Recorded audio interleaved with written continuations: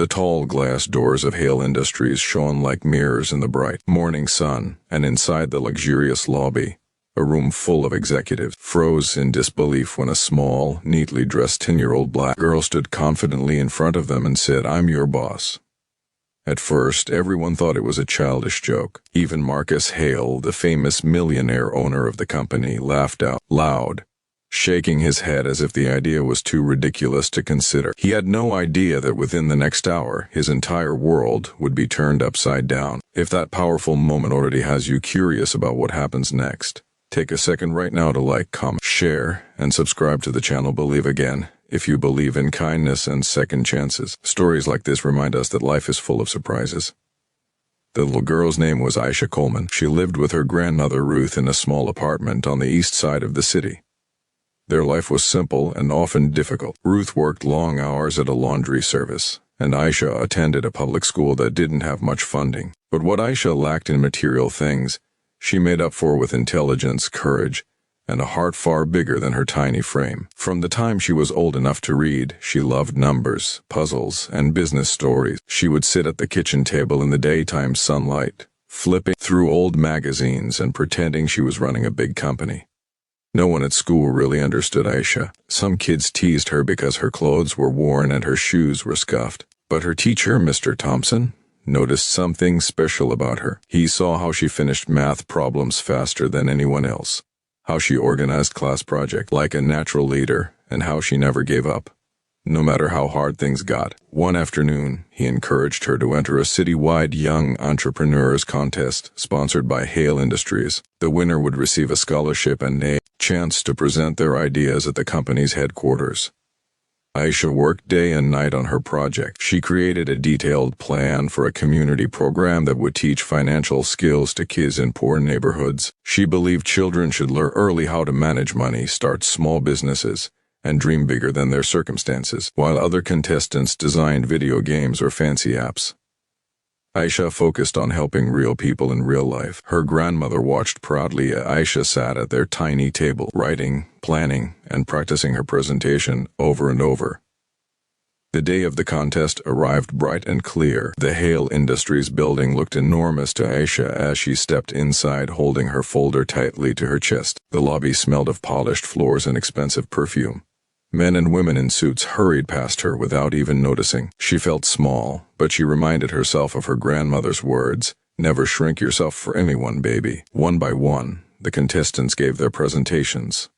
When it was Aisha's turn, she walked onto the stage with quiet confidence. Her voice trembled at first, but soon it grew strong and steady. She spoke about children like herself, who had big dreams but no guidance. She explained how a single opportunity could change an entire future.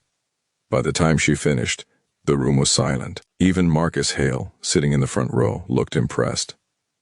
To everyone's surprise, Aisha won first place. As part of her prize, she was invited a week later to tour Hale Industries and meet the executive board. That was how she ended up standing in the grand conference room on that unforgettable sunny morning. What no one else knew was that there was a secret hidden in the company's past, a secret connected directly to Aisha. Years earlier, Marcus Hale had built his empire with the help of a silent business partner named Jonathan Reed. Jonathan had invested money and trusted Marcus completely. But when Jonathan suddenly passed away, Marcus slowly pushed his family out of the company and took full control.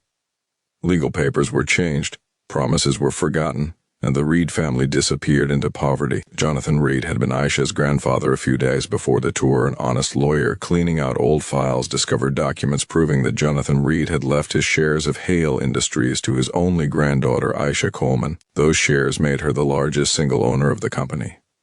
The lawyer contacted the board immediately, and an emergency meeting was arranged for the same day as Aisha's visit. That was why, when Marcus jokingly asked the little girl what she wanted to be when she grew up, she answered calmly, "I don't have to grow up to be anything here. I'm already your boss." The room filled with laughter, but it faded quickly when the chairwoman of the board, Helena Brooks, walked in with a serious expression and a stack of legal papers. In a firm voice, she confirmed that Aisha Coleman was in fact the majority shareholder of Hale Industries. Marcus Hale's confident smile disappeared. His face turned pale as he realized the truth. The powerful millionaire who had spent years ignoring the poor and vulnerable was now standing helpless in front of a child whose family he had once wronged. The rest of that day felt like a dream to Aisha. Lawyers spoke in complicated language, executives whispered nervously, and reporters waited outside the building. All she could think about was her granddaughter working hard at the laundry service, never imagining that her granddaughter would one day control a billion-dollar company. Instead of becoming angry or seeking revenge, Aisha did something no one expected. She asked to speak directly to Marcus Hale in private.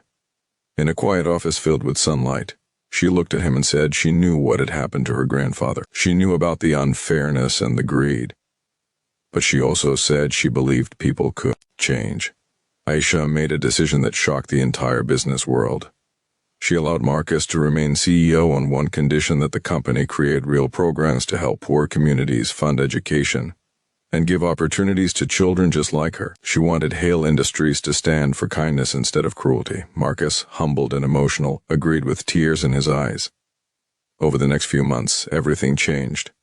New scholarship programs were started. Neighborhood learning centers were opened. Ruth Coleman was given a comfortable home and never had to work another exhausting day in her life. Aisha continued going to school like a normal child.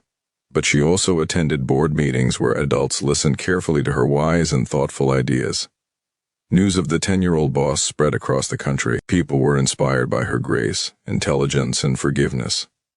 Marcus Hale slowly became a different man, realizing that true success was not about power or money, but about doing good for others. All because one brave little girl refused to stay silent. Years later, employees would still talk about the bright daytime morning when a small child walked into a room full of powerful adults and changed everything. They said it was the day Hale Industries got a heart. If this story is touching your heart right now, please take a moment to engage with this video, like it, share it with someone you love, and leave a comment about what inspired you most. Your support helps keep meaningful stories alive. Special request: comment believe in second chances if Aisha's courage moved you today.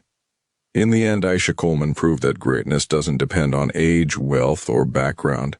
It depends on character, and sometimes the smallest voice in the room carries the biggest truth of all.